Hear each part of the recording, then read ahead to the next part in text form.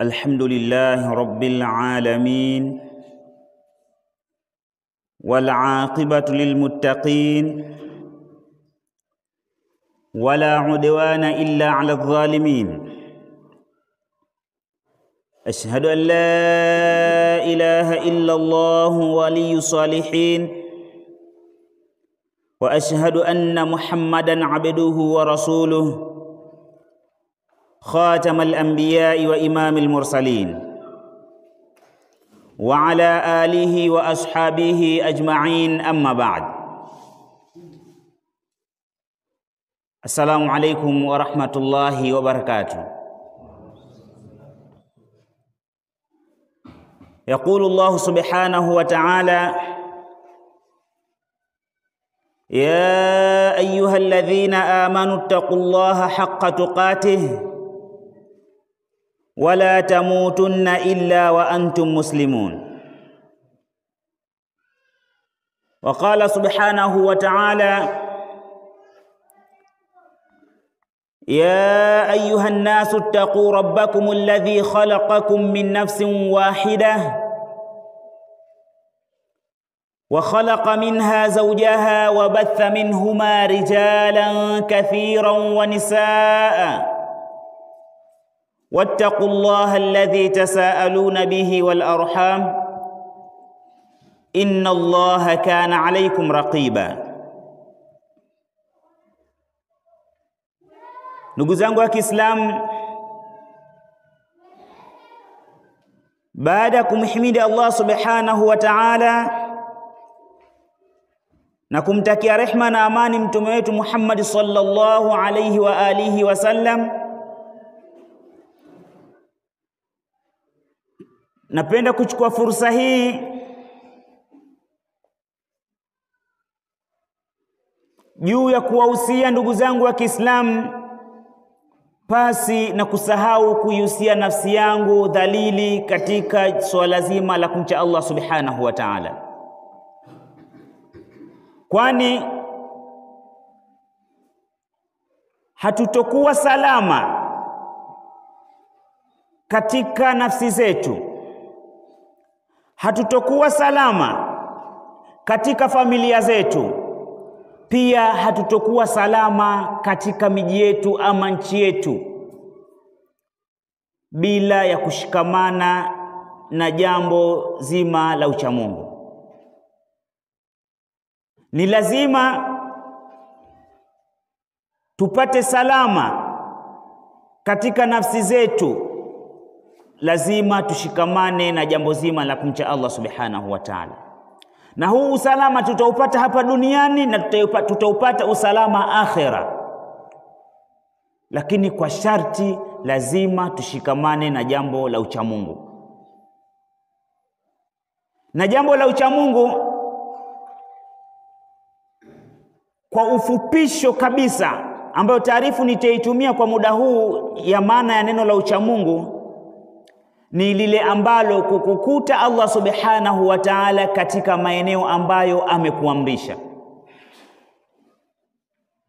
lakini maana yake pia kwamba akukose Allah katika maeneo ambayo amekukataza. Endapo Allah atakukutafuta katika maeneo ambayo amekukataza na akakukuta katika maeneo ambayo amekuamrisha, amekuhimiza uyaendee hayo maeneo, basi wewe utakuwa umefanya jambo la uchamungu.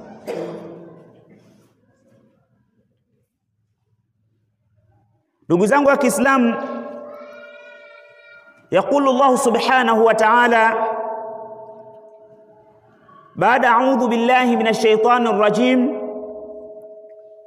ما عندكم ينفد وما عند الله باق ولنجزين الذين صبروا أجرهم بأحسن ما كانوا يعملون من عمل صالحا من ذكر أو أنثى وهو مؤمن فلنحيينه حياة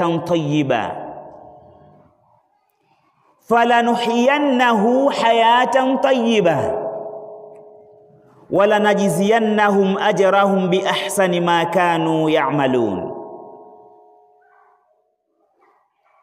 Allah anatueleza katika surati An-Nahl aya ya 96 na 97, anasema ma indakum yanfadi, kile ambacho mlichokuwa nacho ni chenye kutoweka. Yani Allah anatuambia chochote unachokiona ulichokuwa nacho basi ni chenye kutoweka.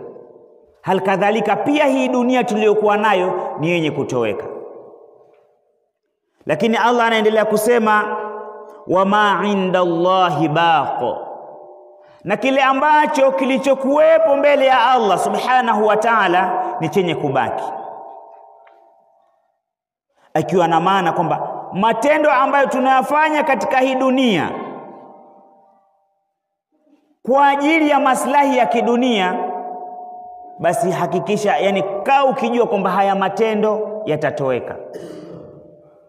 Lakini yale matendo ambayo unayafanya kwa ajili ya Allah subhanahu wa ta'ala, basi haya mambo yatabakia, yatakuwepo, utayakuta.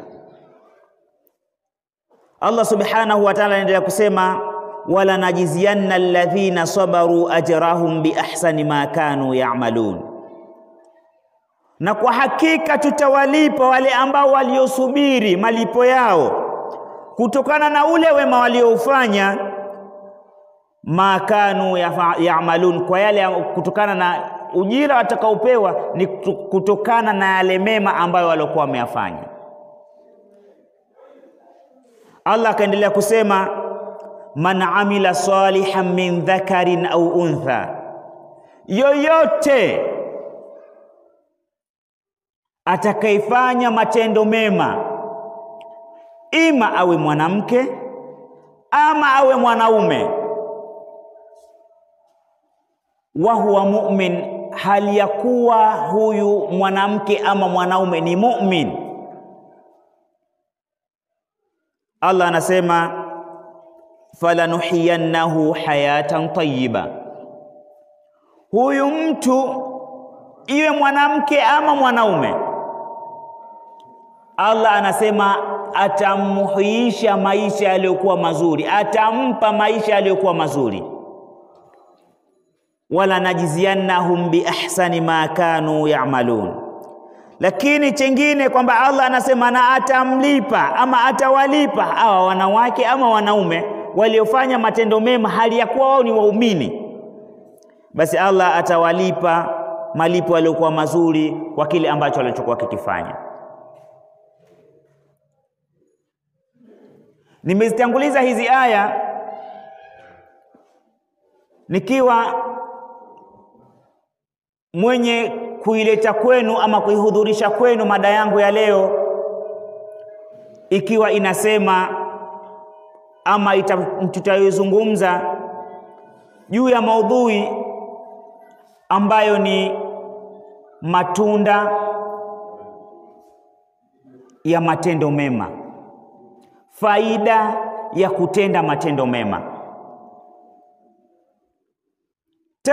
Tambua, kaa ukijua matendo ambayo unayoyafanya, harakati ambazo unazozifanya, shughuli ambazo unazozifanya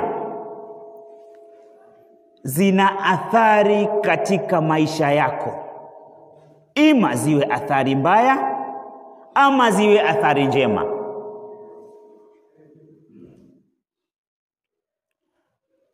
Haya matendo tunayofanya lazima yanakuwa na natija, ima iwe natija nzuri ama iwe natija mbaya.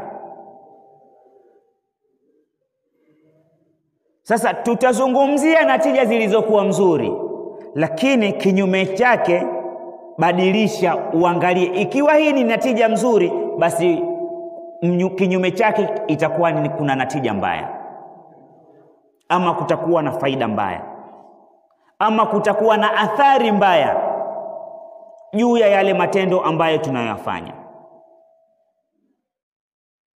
Ndipo Allah subhanahu wa ta'ala akatuambia katika Qur'ani akisema man amila saliha, yoyote atakayefanya matendo mema, min dhakarin au untha, iwe mwanamke iwe mwanaume ama mwanamke yoyote yule. Lakini Allah akaweka sharti ya haya matendo mema, wa huwa mu'min. Huyu mwenye kufanya matendo mema, sharti la kwanza awe muumini. Na uumini huu unautakiwa hapa sio kwamba una imani na kile unachokifanya kwamba hukijui kama kizuri, hapana. Je, una imani na Allah subhanahu wa ta'ala kwamba hili jambo unalifanya kwanza ameliamrisha? Lakini cha pili, unataraji kupata malipo kwa Allah subhanahu wa ta'ala? Inawezekana ukawa unafanya hili tendo jema kwa kutaka umashuhuri tu katika dunia, kwa kutaka kusifika tu mtaani, fulani amefanya jambo fulani, lakini huna imani thabiti kwamba mimi nafanya hili Allah subhanahu wa ta'ala anilipe, aniwekee hili jema langu katika mizani ya kheri.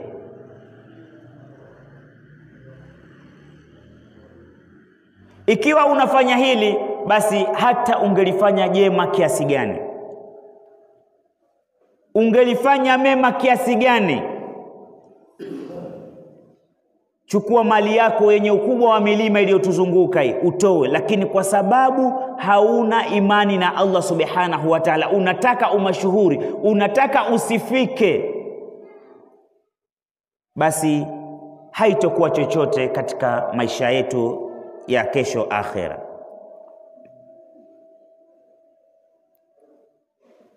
Allah akaendelea kusema natija ambayo Allah ameanza kutuelezea baada ya kutupa sharti ya haya matendo mema tuyafanye tukiwa tuna hali gani. Sharti kubwa Allah subhanahu wa ta'ala ametungika, la kwanza kabisa akatutaka tuwe waumini. Na haya matendo mema tukiambatanisha na ule uumini ambao Allah ametuelekeza, lazima matendo mema yetu yawe yanashikamana na kitabu na sunna. Inawezekana kwenye nafsi yako ukaliona hili jambo ni jema, ama jamii ikaliona jambo jema, lakini halijafungamana na kitabu na sunna, itakuwa hili jambo halijakamilika vigezo.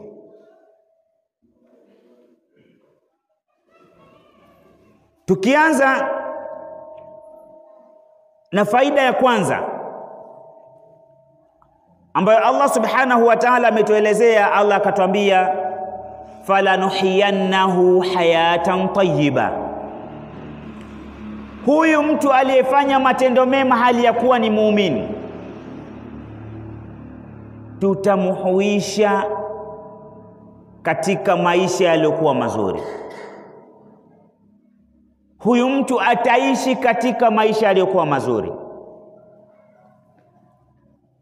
Kwani wangapi kati yetu hivi sasa tunalalamika kutokana na hali ya ugumu wa maisha? Kila unapopita imekuwa ni wimbo ambao unaimbwa mitaani katika majumba yetu: maisha magumu, maisha magumu, maisha magumu, maisha magumu. Je, tumeshawahi kujiuliza kwa nini maisha yetu yamekuwa magumu? Hatujawahi kujiuliza maisha yaliyokuwa magumu, bali ndiyo kwanza tunatupa shutuma na kashfa mbalimbali kutokana na viongozi wetu wanaotuongoza. Kiongozi kafanya hivi, kiongozi kafanya hivi, kiongozi kafanya hivi, kiongozi kafanya vile. Kumbe hatujiangalii sisi tunafanya yapi ya kumridhisha Allah subhanahu wa ta'ala. Hatuangalii wapi tumekosa, bali tunaanza kulalamika mfumo wa maisha ni mgumu, mfumo wa maisha ni mgumu. Kwenye hili Allah subhanahu wa ta'ala ametuambia waman yattaqillaha, na yoyote yule atakayemcha Allah subhanahu wa ta'ala akamuogopa, waman yattaqillaha yarzuquhu min haythu la yahtasib, Allah atamruzuku riziki ambayo haitarajii. Lakini pia Allah akatwambia waman yattaqillaha yaj'al lahu makhraja, yoyote atakayemcha Allah ipasavyo, Allah atamtatulia matatizo yake, atamuondosha katika mazonge kwa njia ambayo au kwa namna ambayo mtu haitarajia. Allah atampa njia ya kutokana na yale matatizo aliyopewa au yaliyompata. Wengi mifumo yetu ya maisha imekuwa migumu, familia zetu zina mambo mbalimbali, lakini tunashindwa kupata njia ya kutoka kwenye haya matatizo. Tunakosa riziki ambayo yenye kutosheleza mifumo yetu ya maisha. Kwa nini? Hatumchi Allah subhanahu wa ta'ala, hatufanyi matendo yaliyokuwa mazuri. Matendo mazuri yana athari zilizokuwa mzuri katika maisha yetu, na miongoni mwa athari hizo tumeanza kuona uzuri wa maisha. Nani kati yetu hahitaji maisha mazuri? Imefikia hatua dunia hivi sasa, ama tuseme sisi wakazi wa dunia tumefikia hatua kwamba tunaenda katika njia zilizokuwa za haramu kabisa ili tupate maisha mazuri. Kisa fulani amejenga nyumba fulani, wewe na wewe tayari unapapalika ili mradi tu upate riziki ya hali ya juu, kipato cha juu. Hauangalii hiki kipato nimekipatia wapi, hauangalii hiki kipato na kitafutia wapi, bali sisi tunaangalia ni uzuri wa maisha. Kwa nini fulani maisha yake yapo hivi, fulani anaishi katika nyumba mzuri, fulani ana gari mzuri ya kutembelea, lakini tumesahau njia za kuyapatia haya maisha mazuri. Njia kubwa kabisa Allah anatueleza ni kufanya matendo yaliyokuwa mema. Hii ndio njia kubwa. Tunapofanya matendo mema tukamcha Allah subhanahu wa ta'ala ipasavyo, ndipo tutakapopata maisha mazuri. Na inawezekana ukawa unajiuliza, mbona nafanya matendo mema lakini maisha yangu bado yapo na ugumu? Basi kaa ukitambua kwamba Allah amekukadiria hivyo, kwani anaona mja wangu huyu nikimpa riziki iliyokuwa pana, hiyo swala unayoswali itakupita pia na utaiacha. Hiyo swala unayoswali utaiacha, kwani utakuwa umeshughulishwa. Ima ushughulishwe kwenye biashara, utakuwa umezama kwenye biashara mpaka muda wa nyakati za swala unakupita.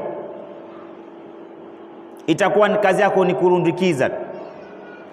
Ukifika muda wa dhuhuri utasema nitaswali alasiri, kwa sababu dukani wateja wamejaa. Na Allah anavyowapa mtihani wafanya biashara, muda wa swala wateja ndio wanazidi. Ule muda wa swala ule wateja ndio wanazidi. Unataka kufunga, kaja huyo, unamhudumia, unamrudishia change, amekuja huyo, mara amekuja wawili pamoja watatu, basi unajikuta nitaswali, wakiondoka nitaswali na ndo nitaswali mpaka nafikia tu nitaswali pamoja na alasiri, nitaunganisha. Kwa nini? Biashara zetu zimetuzonga, tumesahau kwenda kutekeleza ibada. Kwa nini? Kile kipato kilichozidi, kipato kuwa kipana. Allah ameturuzuku kipato kipana, basi imefikia hatua tunasahau hilo. Kwa hiyo usije ukaona kwa nini Allah mimi hanipi riziki iliyokuwa pana, kwa vile inawezekana unamuomba sana Allah subhanahu wa ta'ala, Lakini kwenye hili Mtume anatuambia mja anapomwomba Allah subhanahu wa ta'ala dua, basi kwenye dua hiyo inakuwa kuna mambo matatu. Jambo la kwanza, Allah kukupa kile unachokiomba. Lakini jambo la pili, Allah kukubadilishia. Inawezekana lile dua unaloliomba kuna maadui mbalimbali wamekuandama, basi Allah anakinga zile hasadi zao, husda zao, anakukinga kutokana na ile dua uliyoiomba. Lakini pia inawezekana ile dua uliyoiomba Allah asikupe hapa duniani, akaja akakufanyia badali siku ya Kiyama, ikawa ni miongoni mwa khairi zako. Kwa hiyo ndugu zangu wa Kiislamu, usije ukakata tamaa, nimemwomba sana Allah subhanahu wa ta'ala sipate riziki ile kwa pana, sasa subiri nizame katika. Kwa nini? Tunahitaji maisha mazuri, lakini Allah ametupa tiba ya kufanya matendo mema. Lakini tiba nyingine, yani faida nyingine ambayo inapatikana pale ambapo tunapofanya matendo mema ni utulivu wa nafsi. Na utulivu wa nafsi unashikamana pale ambapo unakuwa utulivu wa nafsi unakuwa ndani yake kuna kanaa. Unaridhika na kile ambacho Allah amekupatia. Hautoweza kutamani mali aliyokuwa nayo mwingine. Hautoweza kutamani maisha aliyokuwa anaishi fulani. Kwa nini? Allah anakuwa amekujalia utulivu wa nafsi. Allah amekujalia kanaa. Na katika kuitafsiri hadithi, Ali ibn Abi Talib anasema katika haya maneno ya Allah pale aliposema falanuhiyannahu hayatan tayyiba. Ali ibn Abi Talib anasema maisha yaliyokuwa mazuri hapa ni kanaa. Maisha yaliyokuwa mazuri hapa mtu atakuwa na kanaa. Na Mtume Muhammad sallallahu alaihi wasallam alikuwa akimwomba Allah subhanahu wa ta'ala amjalie kanaa. Kanaa ukiwa nayo hautoweza kumhusudu mtu. Kwani wengi tunahusudiana kwa sababu mioyo yetu haina kanaa. Tumekosa kanaa kwenye mioyo yetu, ndipo tunapotaka sasa kutamani mali na maisha ya wengine. Tunawahusudu hadi tunafikia kuwaendea kwa waganga. Kwa nini? Tumekosa kanaa. Hizi ndizo faida ambazo tunazipata hapa duniani. Faida zipo nyingi, lakini tuelekee katika faida ya tatu ambayo itakuwa haipo hapa duniani. Ni faida ambayo Allah anatuambia wala najziyannahum bi ahsani ma kanu ya'malun. Allah atawalipa malipo yaliokuwa mazuri kutokana na yale ambayo alikuwa akiyafanya. Haya malipo mazuri sio kwamba yanaendana, yani ni tuseme sio kwamba ni badali ya kile ulichokifanya, kwamba labda ulitoa 1000 ukapewa mchele kilo 1. Hapana. Hiki ulichopewa na Allah subhanahu wa ta'ala ni kikubwa zaidi kuliko yale matendo yako. Bali Allah subhanahu wa ta'ala ameahidi kulipa kwa sababu ya ule utiifu wetu, kule kukubali kwetu, kujidhalilisha kwake Allah subhanahu wa ta'ala. Kwani pepo yake Allah subhanahu wa ta'ala haiendani, haifanani, wala hailingani na hizi swala zetu ambazo zina mapungufu mengi, hizi funga zetu ambazo zina mapungufu mengi, hizi sadaka zetu ambazo ndani yake zimejaa masimango mbalimbali. Tunaswali hapo hapo unawaza mambo mengi sana katika kichwa chako. Umefunga hapo hapo umewasema watu wengi sana, umetukana. Lakini pia umetoa sadaka hapo hapo ndani yake unamsimanga mtu ama unaisimulia ile sadaka yako. Kile kitu fulani nimemsaidia mimi kile. Yule leo angelala na njaa bila mimi yule. Yule angekuwa hivi. Lakini Allah anatulipa pepo kwa nini? Kule kukubali amri zake. Kule kukubali kujidhalilisha kwake na kunyenyekea kwake. Kwani leo unaweza ukamkuta mtu anakwambia mimi pepo siikosi bwana. Muangalie matendo anayoyafanya. Yaani pepo anaitamani, lakini hayo matendo anayoyafanya hayaendani. Lakini tayari anajipa tamaa ya kuipata pepo. Hata mtu anayefanya matendo mabaya, basi yeye anajipa tamaa ya kuipata pepo. Hivyo tujitahidi, tupupie katika kufanya matendo mema ili tuweze kulipwa na Allah subhanahu wa ta'ala malipo yaliyokuwa makubwa, pepo iliyokuwa ya juu kwa kile ambacho tunachokifanya. Tumombe Allah subhanahu wa ta'ala atukubalie matendo yetu. Tumombe Allah subhanahu wa ta'ala atusamehe kutokana na mapungufu yetu tunayofanya katika ibada zake. Kwani ibada zetu zina mapungufu mengi sana ndugu zangu wa Kiislamu.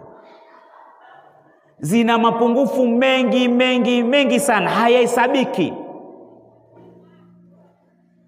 Na unaweza ukamkuta mtu anaswali, udhu wake haujakamilika.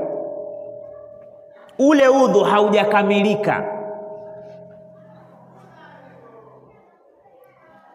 Lakini tunajipa tamaa na tunakubali kutekeleza ibada zake Allah subhanahu wa ta'ala kwa kutaraji malipo yake. Kufanya matendo mema yana faida kubwa sana, yana athari kubwa sana katika maisha yetu. Kama tutaanza kuziorodhesha zote, kila athari unaiona tuanze kuiorodhesha, basi tunaweza tukaanza asubuhi mpaka jioni, muda usitoshe.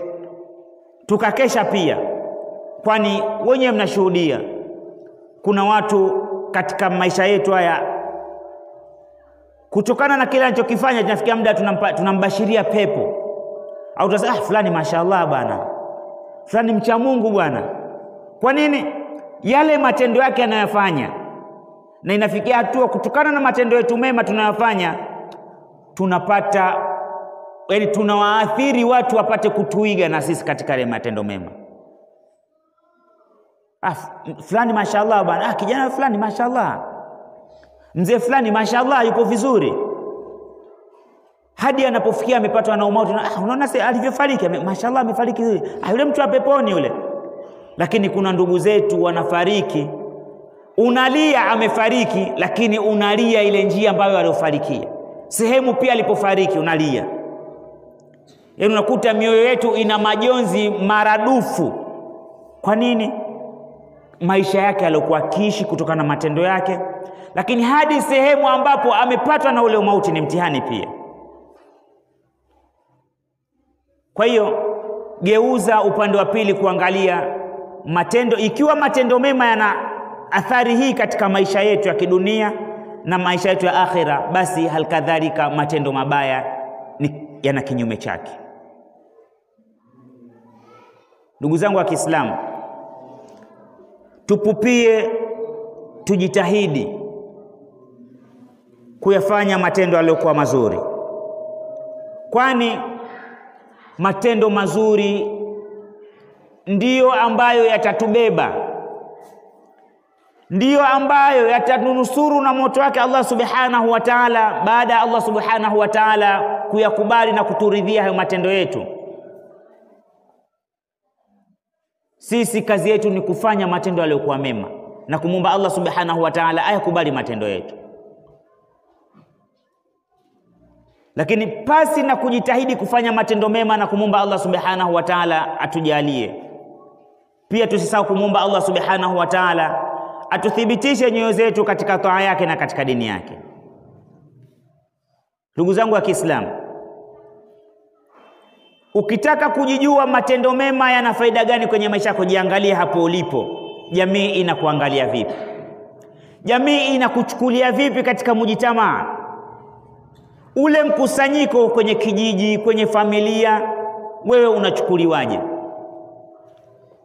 Unaweza kumkuta mtu wa miaka 40, 60 kwenye kikao cha familia kwa ajili ya ushauri wa jambo fulani haitwi. Lakini kuna mtoto wa miaka 25, 27, 20 anaitwa. Kwa nini? Ule mfumo wa matendo yake tayari jamii imemkataa. Yale matendo yake anayofanya jamii imemkataa, familia yake inamkataa. Basi kwa Allah ndio itakuwa zaidi. Ikiwa familia yako, ndugu zako, jamii inayokuzunguka imeshakukataa kutokana na matendo yako, basi halikadhalika kwa Allah hautokuwa na thamani yoyote. Lakini tunaona kwamba inafikia hatua mtu sio mzaliwa pale, lakini kutokana na matendo yake kuwa mazuri, kuishi kwake vizuri na watu, ndiko kunafanya anaonekana mtu mwema, mtu mzuri, ana thamani kubwa sana katika jamii.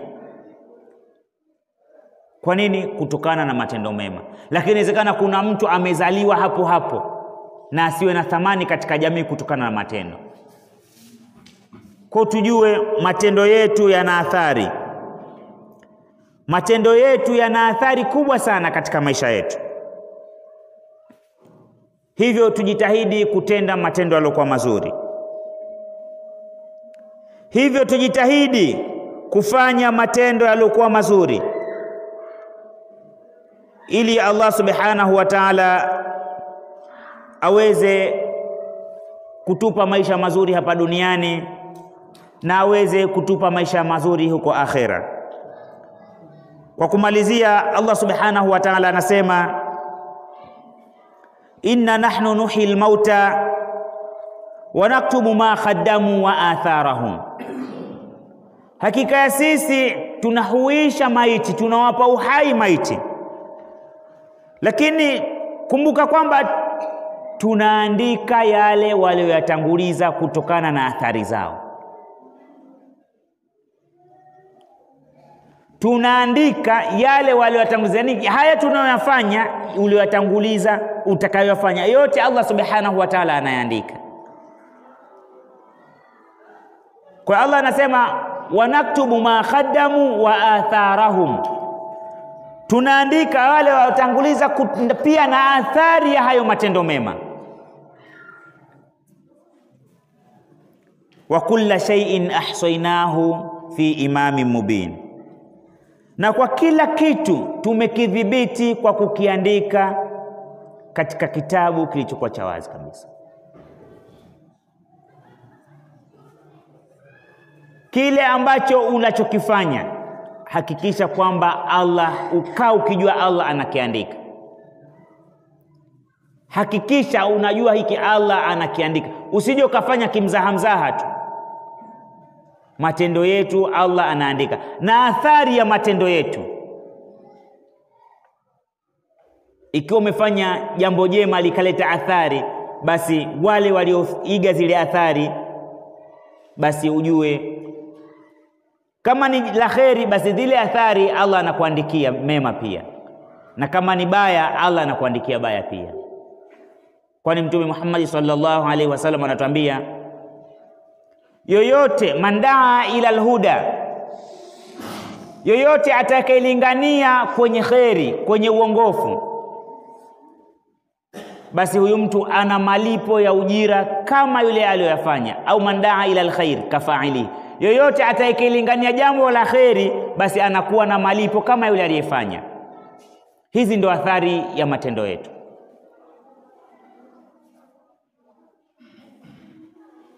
Hii aya wanawazuoni wanasema iliteremka kwa kabila moja kule Madina inaitwa Banu Salama. Hao walikuwa wakiishi mbali sana na msikiti. Hasa kutokana na ile adha wanayopata labda kipindi cha mvua nini, wakaona wakatamani kusogeza nyumba zao karibu na msikiti ili wawe karibu kwa kufika msikitini. Hizi habari akafikishiwa Mtume Muhammad sallallahu alaihi wasallam. Alipofikishiwa hizi habari akawaambia, hivi hamtaki kwamba zile athari zenu ziwe zinaandikwa katika mambo yenu, matendo yenu ya kheri? Kule unapotoka mbali kuja msikitini pia unaandikiwa athari ya matendo yako ya kheri, zile hatua zinazotembea. Hizi ni hatua. Je, haya matendo mema ambayo tunayafanya ama mabaya, basi halikadhalika pia yanaandikwa na Allah subhanahu wa ta'ala kwa kuwakilishwa na malaika wake ambao kiraman katibin. Ndugu zangu wa Kiislamu, tutumie fursa hii ya uhai tuliokuwa nao kufanya matendo yaliyokuwa ya kheri, matendo yaliyokuwa mema. Haswa hizi siku tulizokuwa nazo tupupie zaidi. Ni siku muhimu, ni siku tukufu ambazo hutuba ya mchana imetueleza wakati wa swala ya Ijumaa, pia na wahadhiri waliopita ama waliohudhurisha mada wakati wakizungumza na akina mama pia walizungumza hizi siku. Kwani laiti hizi siku ingelikuwa ni sikukuu, kuna sikukuu utakuta kampuni mbalimbali wanashusha bei bidhaa zao, wanakuambia kuna punguzo la 10% kadhaa. Watu wengi sana hukimbilia katika hizi kampuni kupata bidhaa. Basi na sisi Allah subhanahu wa ta'ala ametupa sikukuu katika siku zetu hizi tulizokuwa nazo za usoni na punguzo, lakini punguzo yetu sisi inakuwa ni nyongeza, sio punguzo kwamba umepunguziwa bei. Kwetu sisi inakuwa ni nyongeza, kile unachokifanya kinakuwa na thawabu maradufu na kuendelea. Baada ya kufikia hapa niseme subhanakallahumma bihamdika ashhadu an la ilaha illa anta astaghfiruka wa atubu ilaika.